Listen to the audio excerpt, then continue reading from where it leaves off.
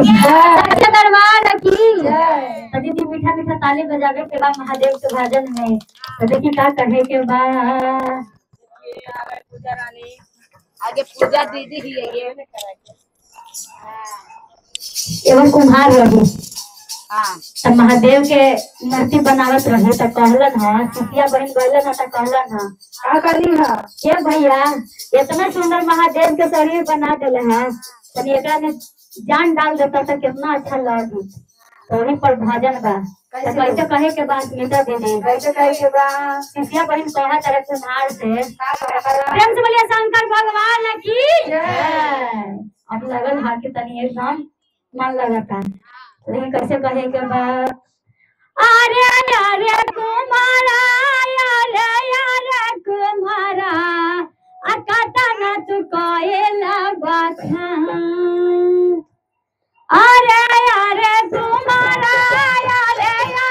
कुमारा अकता न तू कोयला बाथा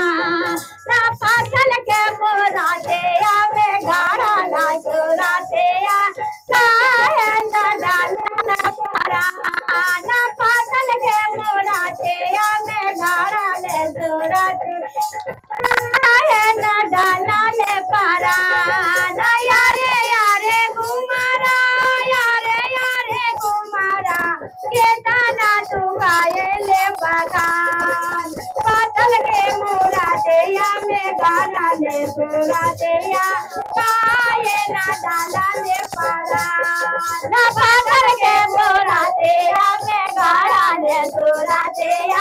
काये ना डाला ले पारा ना पागल के मोरा दे आवे गाड़ा ले चोरा दे काये ना डाला ले पारा ना पागल के मोरा दे आवे गाड़ा ले चोरा दे काये ना डाला ले पारा दीदी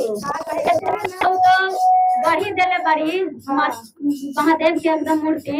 और में सब कुछ लगा देले है एकदम बड़ा बड़ा जटा महादेव के रहल है एकदम बड़ा बड़ा एकदम जटा लगा देलन है दूज के चांद दे देलन है एकदम महादेव एकदम पूरा फेसे उतार देलन है खाली एगो प्रणाम नहीं डालन है वही पर कहे के बाद कैसे अरे सिरावा में सोवे भल के पारे पारे जटावा से बहे गंगा धारा सिरावा में सोवे भल के पारे पारे जटावा से बहे गंगा धारा सिरावा में सोवे भल के पारे पारे जटावा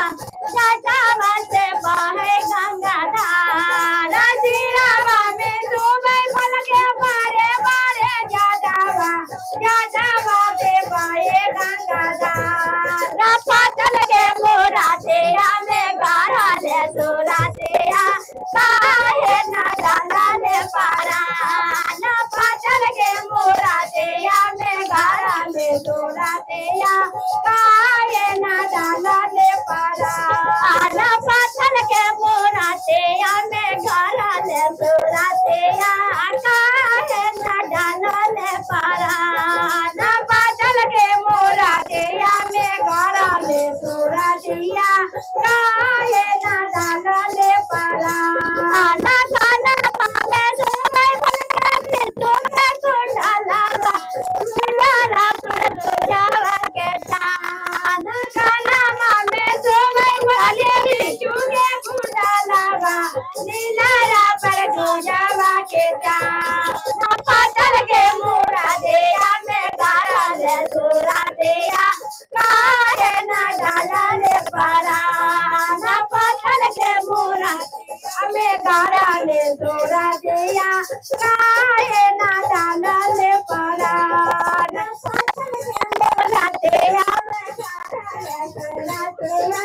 काहे ना डाला ले पारा ना पातल के मोरा दे हमें गारा ले सोरा दे काहे ना डाला ले पारा यारे तुम्हारा यारे तुम्हारा कहता नच गाए ले बखान यारे तुम्हारा यारे तुम्हारा कहता ना तो गाए ले बखान